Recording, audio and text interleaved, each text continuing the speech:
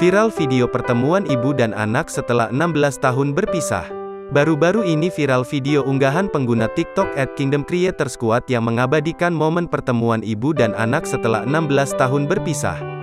Video viral tersebut telah ditonton sebanyak 55 juta kali sejak diunggah pada Selasa, tanggal 29 Maret tahun 2022. Ibu itu telah berpisah sejak anaknya berusia 4 tahun karena dibawa oleh sang bapak. "Boleh tahu ibu ini berapa lama sih terpisah sama anaknya?" tanya pengunggah video. "Dari umur 4 tahun dibawa bapaknya," jawab ibunya. Ibu ini mengatakan bahwa saat pulang kerja dirinya sudah tidak melihat sang anak di rumah. Setiap hari ibu itu berusaha mencari anaknya namun tidak kunjung bertemu. "Enggak tahu saya pas pulang kerja dianya enggak ada. Saya susulin mulu setiap saya kerja, saya cari enggak pernah ketemu," kata sang ibu. Sontak unggahan tersebut mendapat berbagai komentar warganet.